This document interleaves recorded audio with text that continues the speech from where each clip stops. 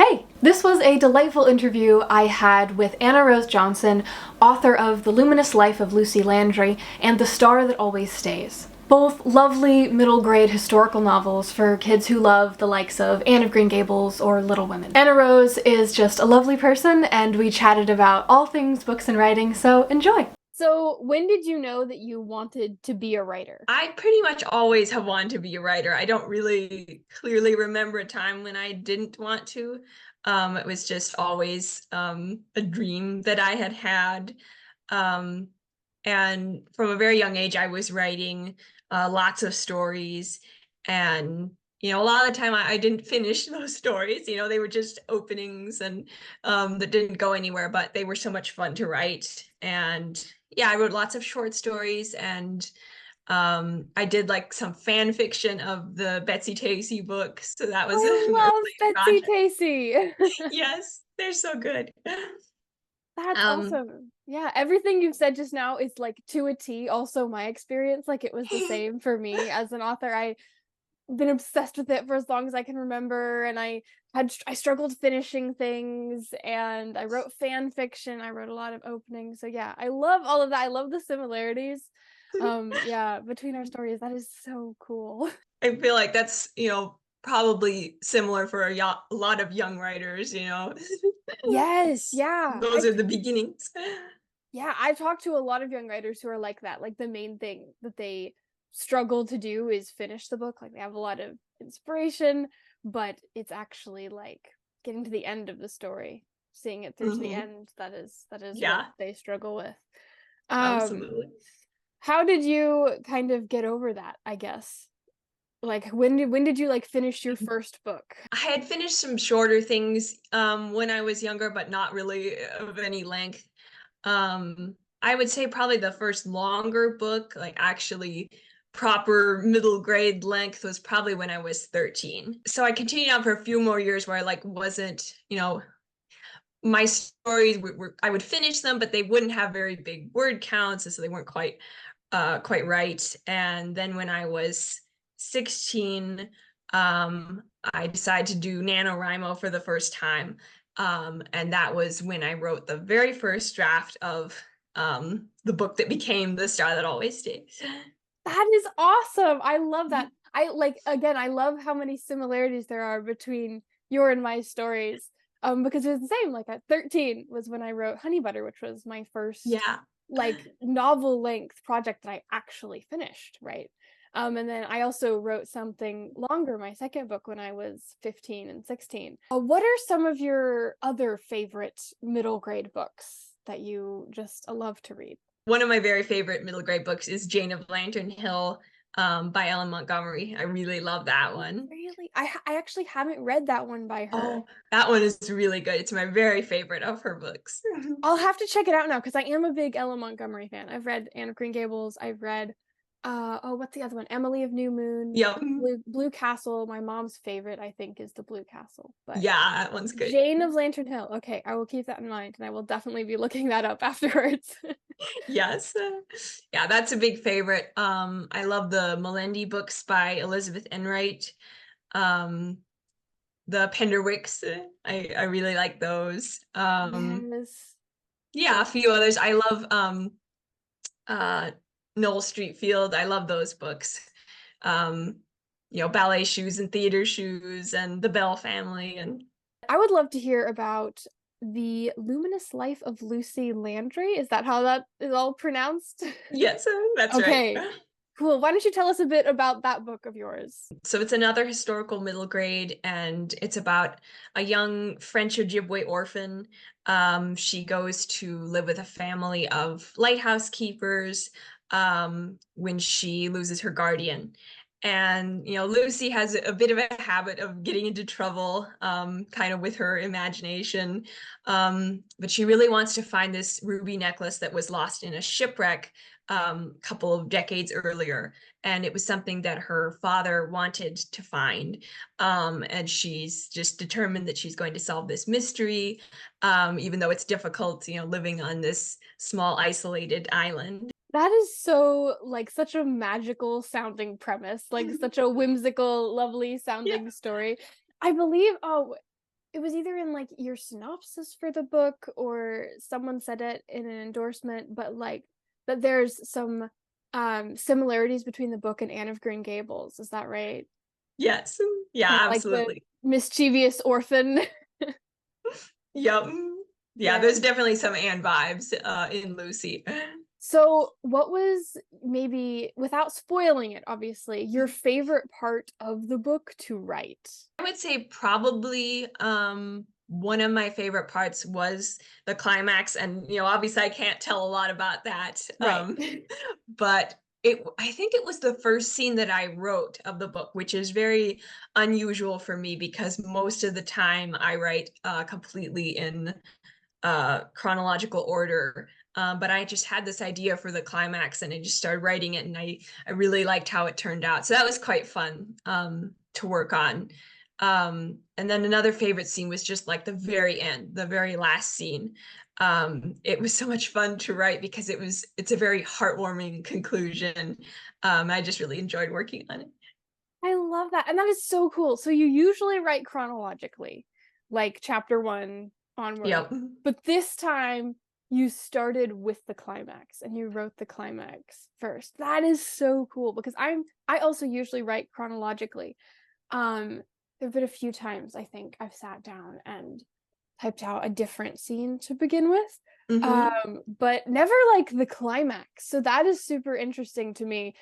How do you feel like do you feel like that impacted the process of writing the book?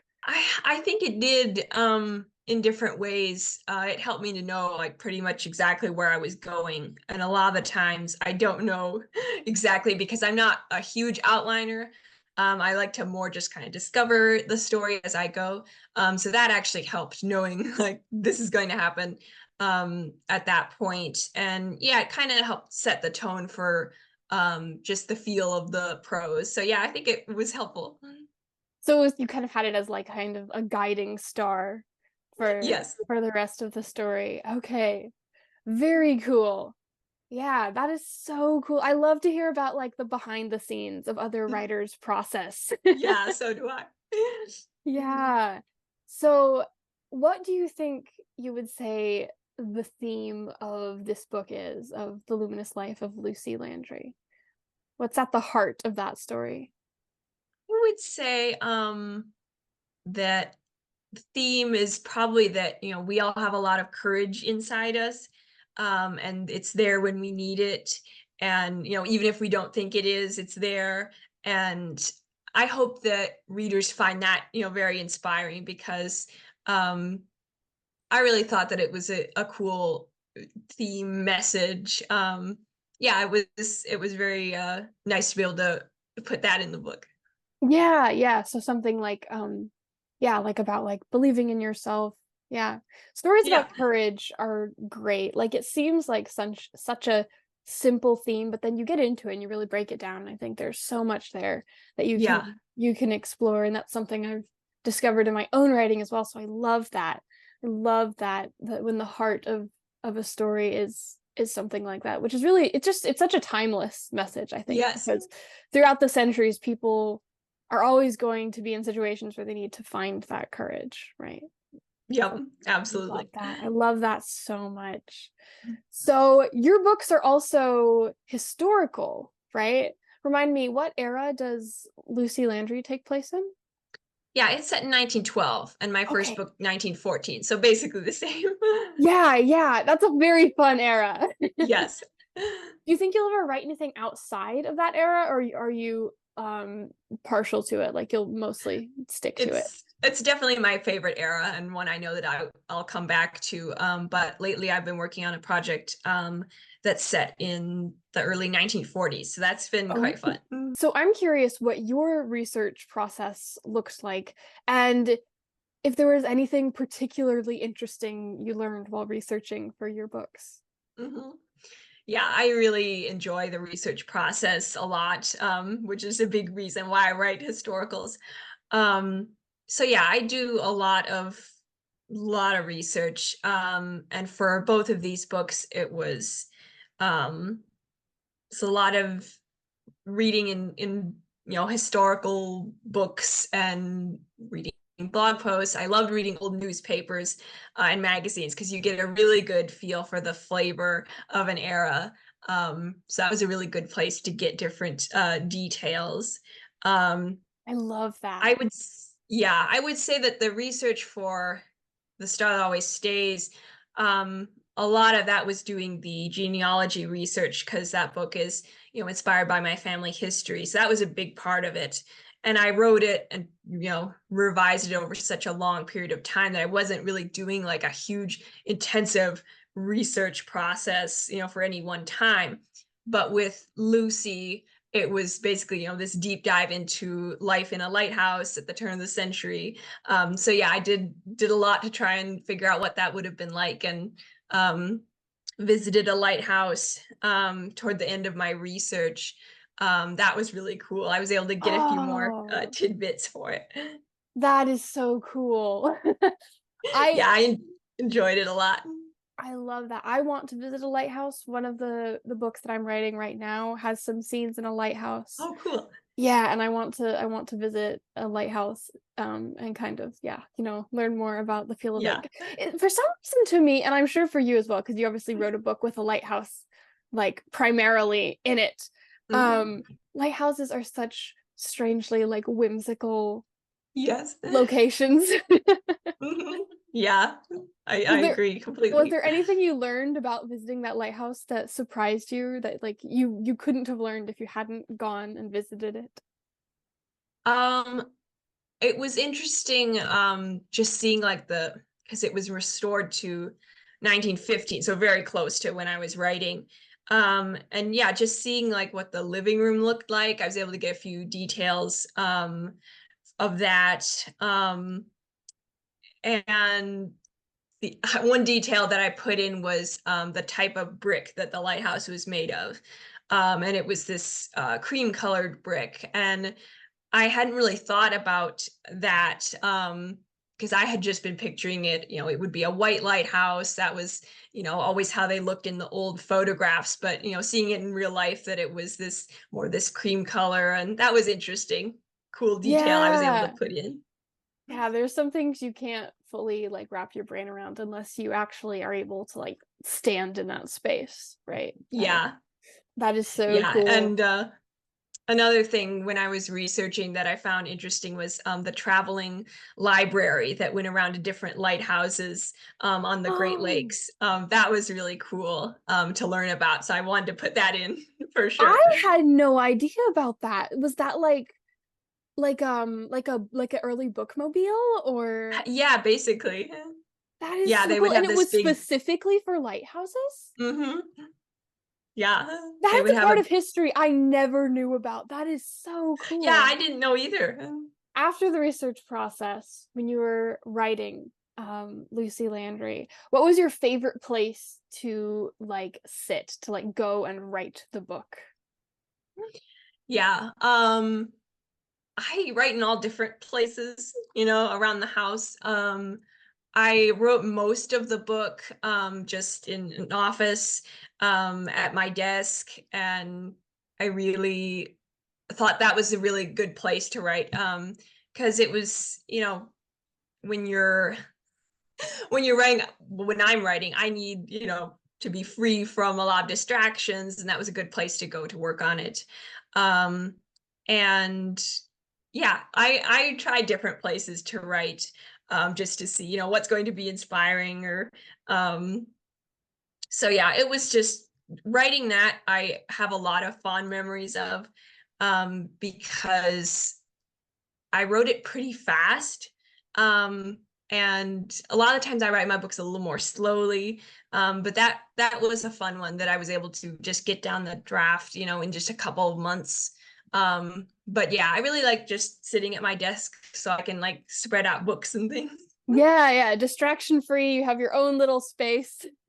What has been one of your like favorite like maybe interactions with a reader or just a cool moment since the book was published?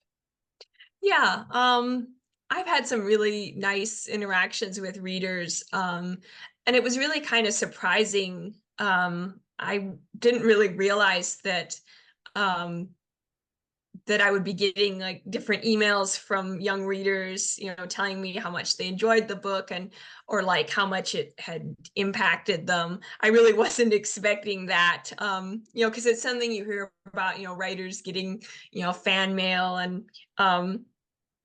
and so, but I wasn't really like picturing that. And so it was kind of surprising to start getting those emails. And it's just really lovely that people take the time to reach out and say something that they enjoyed about it. I love hearing like when someone, stayed up late to finish reading it. And Those are that's the been really best. fun. That's when Yes. you know, like, oh, they enjoyed this. They Yes. sacrificed their sleep for it. Yeah. It's also something I can relate to as a reader. So I love, yeah. Oh, that's awesome. It's true though, because Yeah. like like you said, you hear about like, oh, authors get fan mail, and maybe you've even sent some fan mail to readers, but it's hard to picture like yourself on the receiving end of that. So then when it happens, Yeah. it's very, very cool. Yes. Oh, that's awesome. So did you get like any young writers reaching out to you since the publication of your book? Yeah, that has happened a few times. Just from younger girls who really want to write historical fiction, historical middle grade. And, a few people have said that they didn't really think that that was a thing anymore, that they could write historical middle grade, like with, Christian elements. And so it was really nice to hear that it kind of inspired them to write books like that. Yeah, that's so lovely. Yeah. So what's like your one helpful tip you could give young writers who want to do what you're doing, like writing middle grade? What's just one helpful tip that'll help them set them on the right path? Yeah. I think that being open to critique, getting feedback from other writers, more experienced writers, and being willing to really think about that feedback and incorporate it into their work. I think that's very important because when I was younger, I was always, a little bit, um, set in my ways with my writing, and I didn't really want to change things, and so then becoming more open to critique and realizing, this is actually a very important part of the process. Being able to really hear what other people are saying. I think that that's probably my number one advice for young writers. I gotta know, if you could visit one place in your own books for a weekend, where would you go? Yeah, this is a really good question because I would go, everywhere in my books Yeah. if I could. But if I could like specifically go back in time to like 1914 and spend a weekend with Norvia and her family from The Star That Always Stays on Beaver Island, which is where the book partially takes place, that would be so amazing. It would be so cool to be able to hang out with them. That is cool. Well, and her family's like based off of your own family as well, right? Or Yes, like your yes. history. So I imagine that would be especially cool, of like getting to look back Yes. at your past, right? Where can people find you online, and where can they find your books? Yes. So my Instagram would be a really good place to start. I'm Anna Rose Writer, and my blog at annarosejohnson.com. You can find out a lot about my books if you go there. And then my email list, which you can find either on my website or my Instagram, link in my bio. I share things very frequently on my email list. I do one email a month where I list a bunch of news and book recommendations. So it's quite fun. Awesome. Yeah, and I'll link all that in the description of the video. Okay, well, it has been amazing chatting with you, Anna. This is just, yeah, I love hearing about your books and your writing process and just all that. Super, super cool. Both the similarities and then also, the differences between us and your historical process. Yeah, all super, super cool. Everyone, you should go check out her books. She is a lovely human being. Her writing is absolutely lovely. So go check them out, and that'll be all for now. Thank you so much for joining me, Anna. Well, thank you so much for having me. I really enjoyed it.